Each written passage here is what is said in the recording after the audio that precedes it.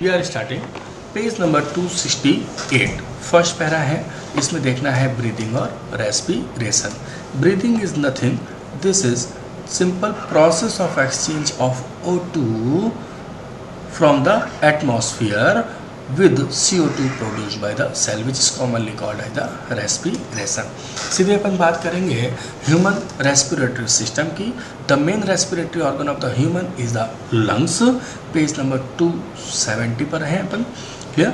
देखा क्या कि one pair lungs situated in thoracic chamber which is anatomically air tight chamber. In air tight chamber में lungs का setup इस हिसाब से होता है कि any change in volume of thoracic cavity will reflect in the lungs cavity. Means अगर thoracic cavity का वॉल्यूम कम करेंगे तो लंग्स का वॉल्यूम भी कम होगा, और थोरेसिक कैविटी का वॉल्यूम बढ़ाएंगे तो लंग्स का वॉल्यूम भी बढ़ेगा। अब अपने को देखना है mechanism of breathing. Okay, mechanism of breathing दो स्टेप में कंप्लीट होती है, इंस्पिरेशन और एक्सपीरेशन। इंस्पिरेशन के दौरान डायाफ्राम और EICM में कॉन्ट्रैक्शन होगा। फिर से कह रहा हूँ, इंस्पिरेशन के दौरान डायाफ्राम और EICM मसल्स में कॉन्ट्रैक्शन होगा, जबकि एक्सपीरेशन के दौरान डायाफ्राम और EICM में क्या होगा? रिलैक्सेशन। इंस्पिरेशन कब होता है? Inspiration can occur if pressure within the lungs, okay, बोले तो intrapulmonary pressure is less than atmospheric pressure. It means within the lungs negative pressure will be there, इसको अपन नेगेटिव प्रेशर बोलते हैं। जबकि expiration will occur when intrapulmonary pressure is higher than the atmospheric pressure.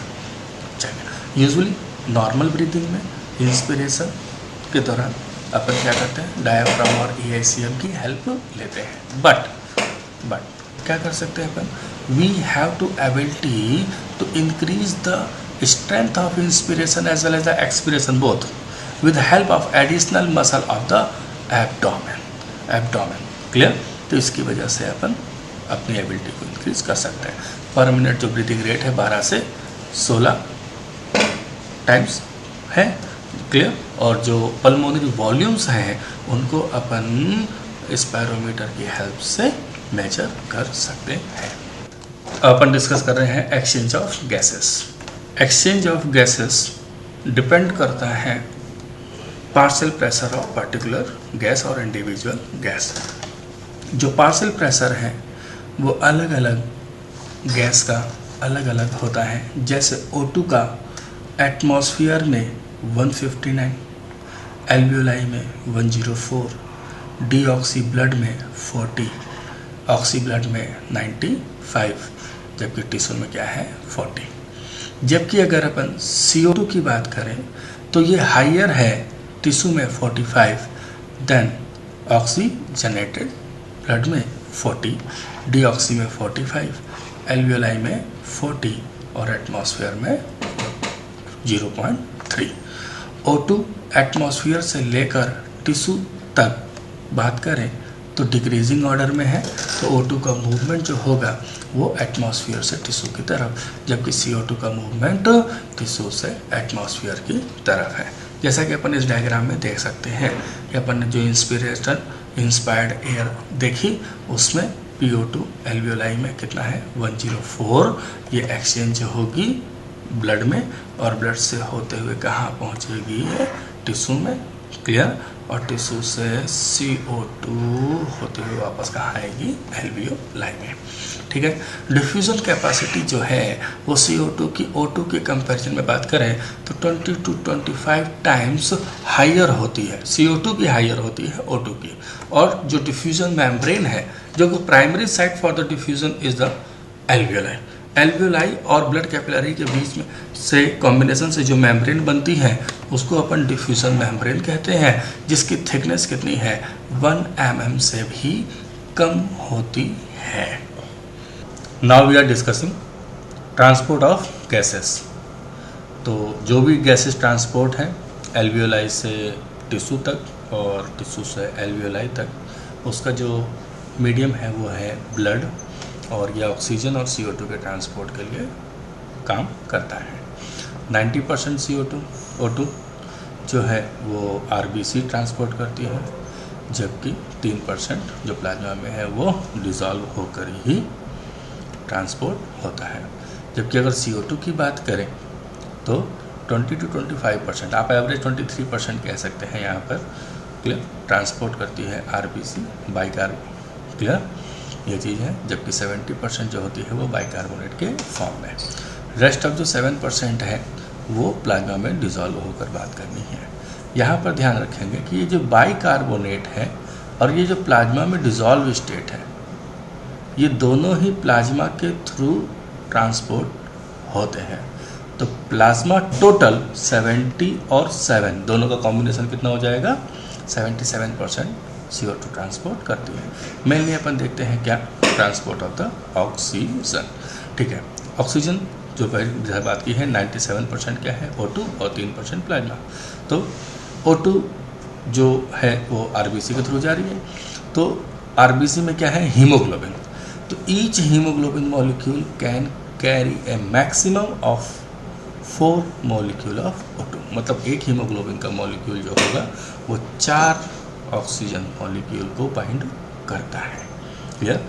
Oxygen की binding haemoglobin से जो है वो प्राइमरली डिपेंड किस पर करती है, पार्शियल प्रेशर ऑफ O2 पर। जैसा कि लिखा भी है, binding of oxygen with haemoglobin is primarily related to the partial pressure of O2, clear. तो जो ऑक्सीजन बाइंडिंग का मतलब ऑक्सीजन का जो पार्शियल प्रेशर है और इसकी जो हीमोग्लोबिन सैचुरेशन है, इसके बीच में जो अपन ग्राफ प्लॉट करते हैं वो सिग्मॉइड मिलता है। ये सिग्मॉइड कर्व जो दे रखा है और इसी को ही अपन क्या कहते हैं, ऑक्सीजन डिसोसिएशन कर्व। क्या कह रहे हैं इसको, ऑक्सीजन डिसोसिएशन कर्व। ये ऑक्सीजन डिसोसिएशन कर्व जो है वो कैसा होता है, सिग्मॉइड होता है, ओके। ये सिग्मॉइड कर्व दे रखा है। ये जो सिग्मॉइड है तो कितना ऑक्सी हीमोग्लोबिन बना, ऑक्सीजन से बाइंड होकर क्या बना रहा है, ऑक्सी हीमोग्लोबिन। कितना बना, कम बना, ज़्यादा बना, एसोसिएशन, डिसोसिएशन, ये दोनों बातें डिपेंड करती हैं कुछ फैक्टर्स पर। जैसे बात कर लें अपन, हाई PO2, लो PCO2, less H+ concentration, less temperature, ये सारे फैक्टर जो हैं ऑक्सी हीमोग्लोबिन फॉर्मेशन के लिए फेवरेबल है।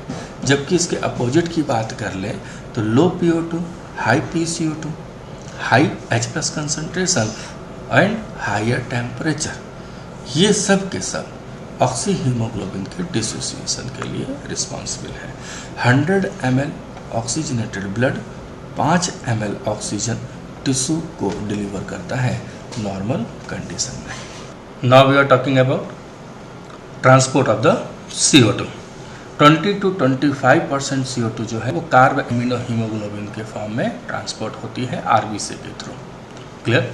हायर PCO2 होगा तो CO2 जो है हीमोग्लोबिन से बाइंड हो जाएगी और कार्ब एमिनो हीमोग्लोबिन बनाएगी। बाइकार्बोनेट से ट्रांसपोर्ट होने के लिए सबसे इम्पॉर्टेंट जो फैक्टर है यहाँ पर वो है कार्बोनिक एनहाइड्रेट, जो कि RBC में प्रेजेंट होता है। ये कार्बोनिक एनहाइड्रेट की प्रेजेंस में CO2 70% CO2 RBC के वाटर से ही रिएक्शन करके कार्बोनिक एसिड बनाती है, जो इमीडिएटली डिसोसिएट हो जाता है किस पे, कार्बोनेट आयन और H+ आयन में, ओके ना। ये ध्यान रखें, ये H+ आयन है यह चीज़ है। तो ये बाइकार्बोनेट आयन जो है प्लाज्मा में आ जाता है और प्लाज्मा में प्रेजेंट Na+ से रिएक्ट करके सोडियम बाइकार्बोनेट का फॉर्मेशन करता है। ये सोडियम बाइकार्बोनेट प्लाज्मा के थ्रू एल्वेलाई की तरफ जाता है और एल्वेलाई में वापस ये रिएक्शन रिवर्सिबल हो जाती है। CO2 H2O का फॉर्मेशन फिर से होता है और CO2 एल्वेलाई में रिलीज हो जाती है, clear. Every 100 ml deoxygenated blood alveoli में सिर्फ और सिर्फ 4 ml CO2 को डिलीवर करता है, ओके। अब अपन बात करेंगे रेगुलेशन ऑफ रेस्पिरेशन की। जो रेगुलेशन ऑफ रेस्पिरेशन है वो हमारे ब्रेन से रेगुलेट होता है उसके लिए रिस्पॉन्सिबल स्ट्रक्चर जो है वो एक है रिदम सेंटर, दूसरा है न्यूमोटैक्सिक सेंटर और तीसरा है कीमोसेंसिटिव एरिया। जैसा कि मैंने डायग्राम में दिखा रखा है, ये पार्ट क्या है, मेडुला ऑब्लोंगाटा, इसके ऊपर क्या है जी, पॉन्स, ओके, इसके डॉर्सल पर क्या है जी, सेरिबेलम, और ये जो लॉन्गर पार्ट है वो क्या है, spinal cord. Clear. Medullary region of the brain has a rhythm centre primarily responsible for the regulation, जबकि जो पॉन्स पर प्रेजेंट है न्यूमोटैक्सिक सेंटर, ओके, इसके जो सिग्नल हैं ये इंस्पिरेशन टाइम को कम करते हैं। देखिए लिखा है reduces the duration of the inspiration, thereby alter the respiration rate. जबकि कीमोसेंसिटिव एरिया की बात करें तो डायग्राम में भी आप देख सकते हैं ये कहाँ प्रेजेंट है, रिदम सेंटर के पास ही प्रेजेंट है, ओके, क्लियर। और ये किसके लिए रिस्पॉन्सिबल होता है, CO2 और H+ आयन के लिए, हाइड्रोजन आयन के लिए, ठीक है।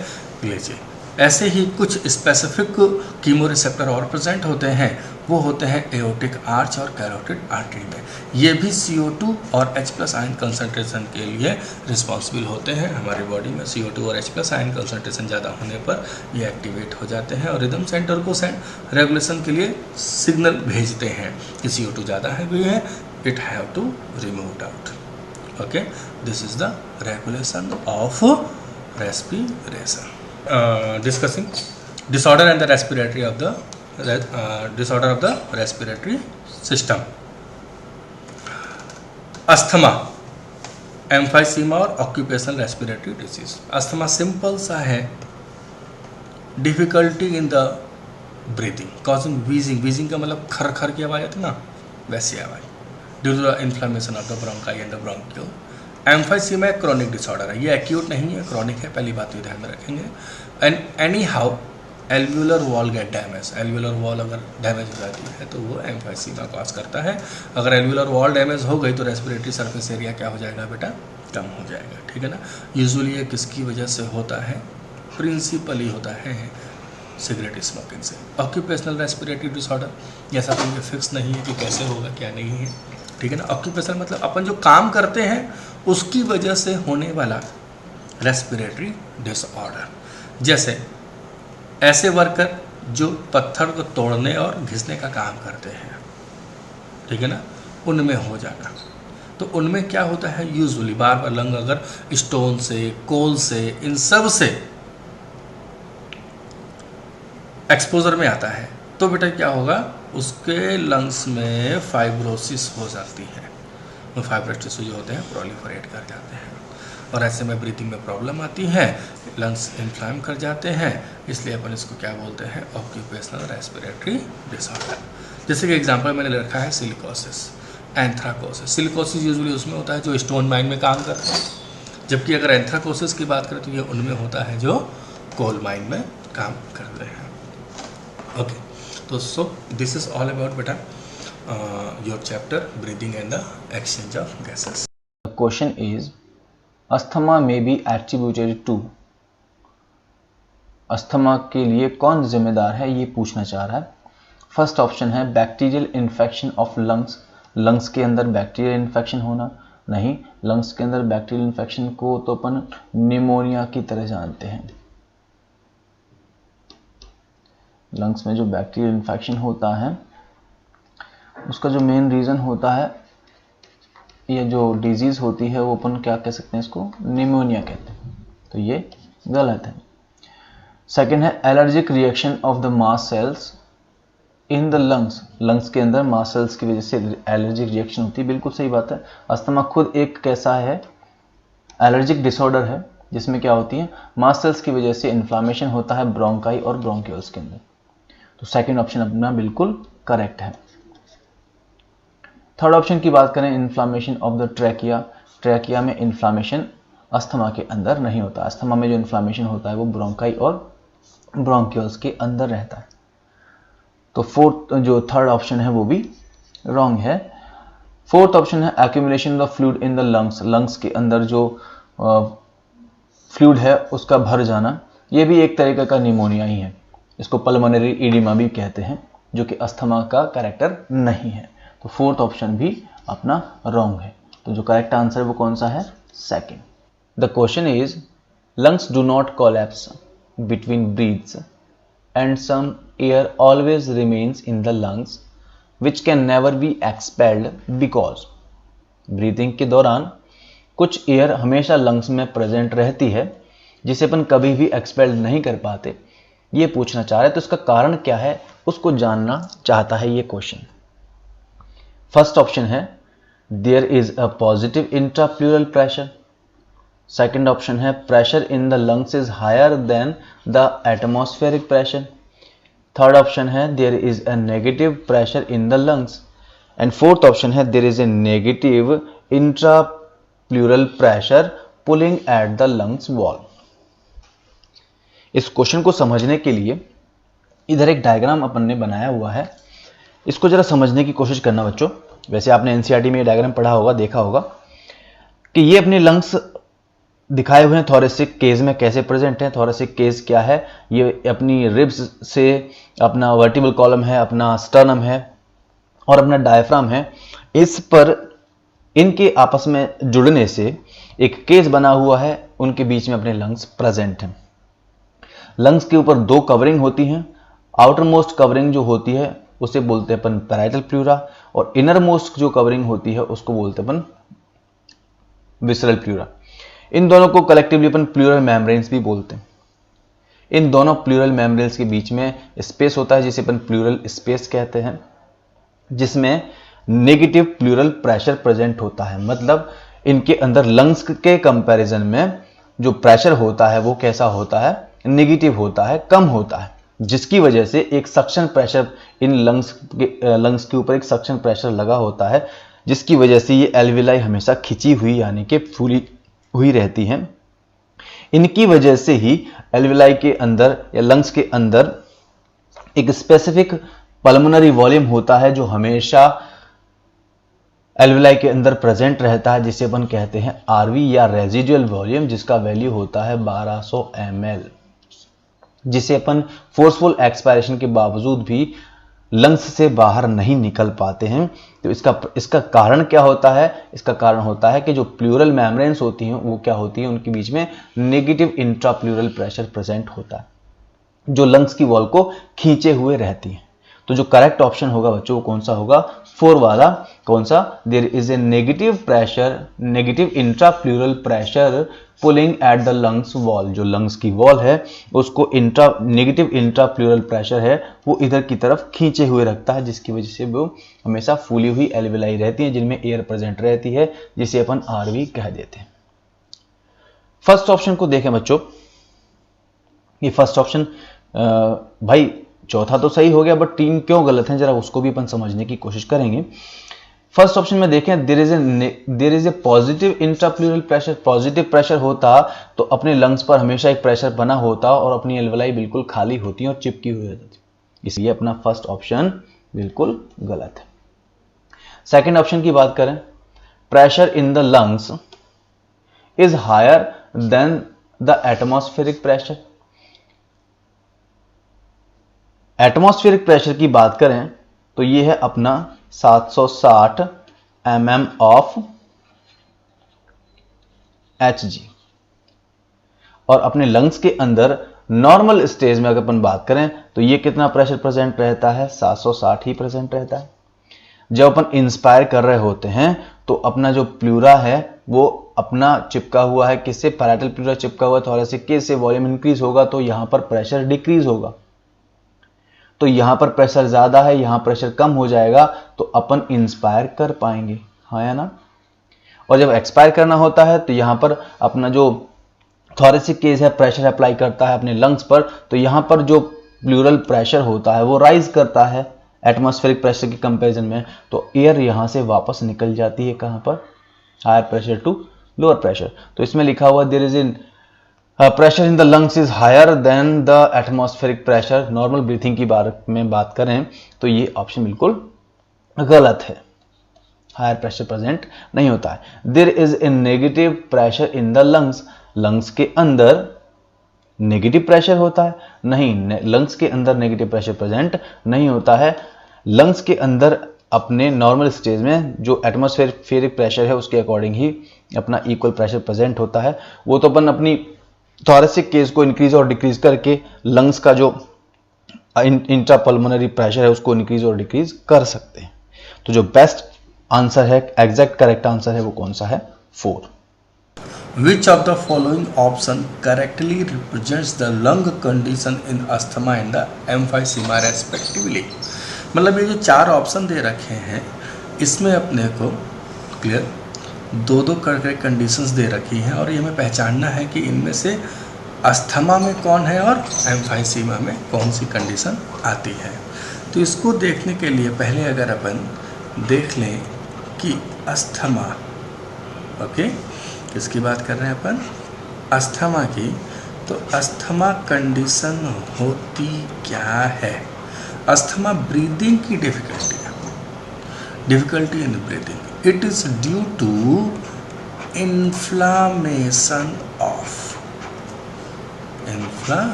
what? bronchi and bronchiole। मैं फिर से कह रहा हूँ, अस्थमा का कारण क्या है? Inflammation of bronchi and bronchiole. जबकि बात अगर अपन करें किसकी? एम्फाइसीमा की।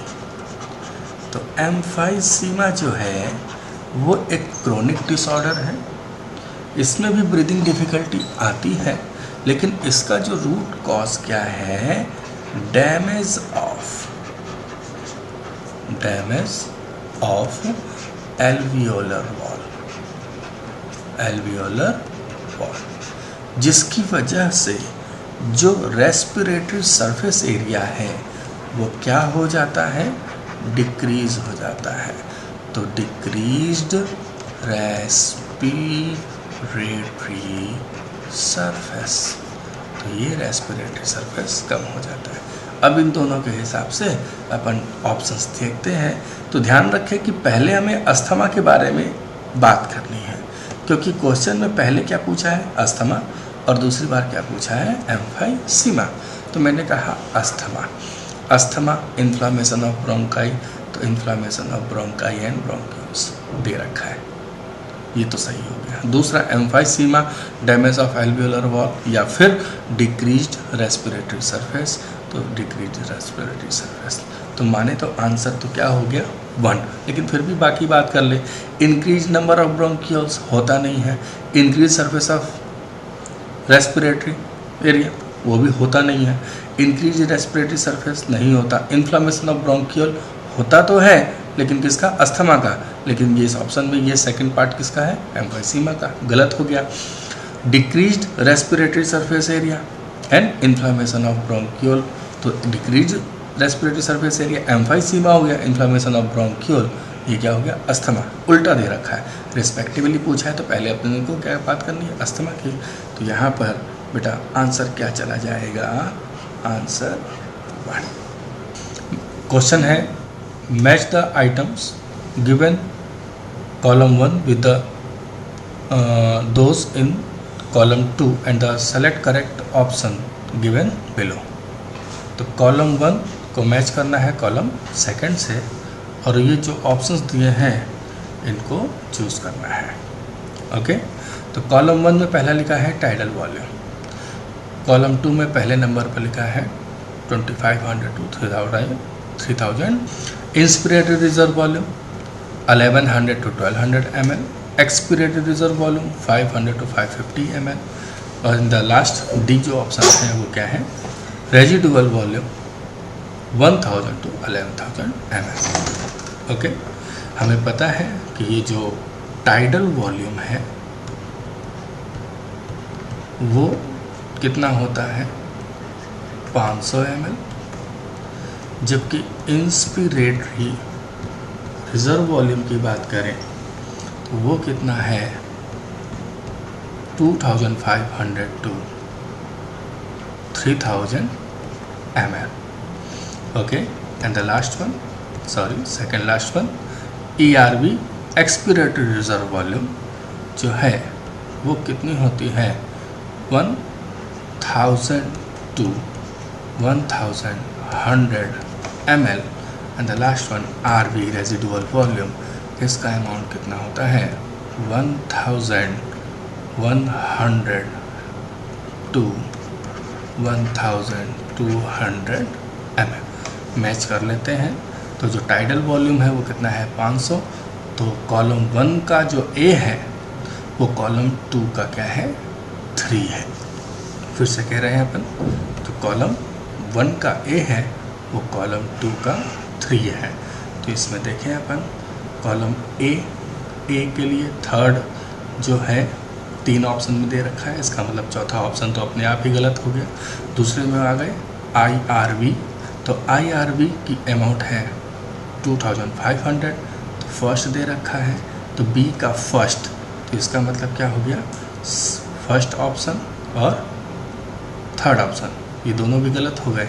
तो यहाँ पर बाकी चेक करते हैं, तो एक्सपीरेटरी रिजर्व वॉल्यूम ये कितना है 1000 to 1100 फोर्थ, और लास्ट में आ गया रेजिडुअल वॉल्यूम, और रेजिडुअल वॉल्यूम कितना होगा 1100 to 1200 ml। It means answer जो होगा वो क्या जाएगा सेकेंड ऑप्शन जाएगा यहाँ पर। And the question is which of the following is occupational respiratory disorder. Occupational respiratory disorder means respiratory system का वो डिसऑर्डर जो आपके ऑक्यूपेशन जो आप काम करते हैं उसकी वजह से हुआ। जो ऑप्शन देख रहे हैं अपन, तो पहला ऑप्शन है यहाँ पर एंथ्रेसिस। एंथ्रेसिस जो है एक एंथ्रेक्स डिजीज़ है, उसको कह रहे हैं यहाँ पर, और इसका जो कॉजेटिव एजेंट है एक बैक्टीरिया है बैसिलस एंथ्रेसिस। क्या है बैसिलस एंथ्रेसिस, तो ये तो बैक्टीरियल डिजीज़ है। दूसरी बात करें सिलिकोसिस की, सिलिकोसिस है इसमें लंग फाइब्रोसिस होती है। ओके, एल्वियोलाई के जो वॉल है उसमें फाइब्रोसिस हो जाती है, और यूजुअली किन में होती है, ये होती है स्टोन वर्कर्स में। सीधे मैंने लिख दिया यहाँ पर स्टोन वर्कर, मतलब जो स्टोन माइन में काम करते हैं, स्टोन को तोड़ने का ग्राइंडिंग का, उनमें होती है। ओके, जो तीसरा ऑप्शन है यहाँ पर वो है बोटुलिज्म, और ये किस में होती है बैक्टीरिया से होती है, क्लॉस्ट्रीडियम बोटुलिनम बैक्टीरिया है। ओके, और इसी को ही अपन यूजुअली फूड पॉइजनिंग कहते हैं, तो ये भी बैक्टीरियल डिजीज़ हो गई। चौथा ही बात यहाँ पर किसकी कर रहे हैं अपन एम्फाइसीमा की, और एम्फाइसीमा एल्वियोलर वॉल के डैमेज होने से होती है, और इसमें क्या होता है जो एल्वियोलर रेस्पिरेटरी सरफेस एरिया है वो क्या हो जाता है कम हो जाता है। तो रेस्पिरेटरी सरफेस एरिया कम होना एम्फाइसीमा का कैरेक्टर है। तो चारों ऑप्शन में अगर अपन देखें अपने काम की वजह से जो होता है प्रॉब्लम आती है वो क्या है स्टोन वर्कर्स में जो सिलिकोसिस होती है, इसका मतलब ऑप्शन क्या जाएगा यहाँ पर second silicosis. My dear students, all the best for your all passionate preparations.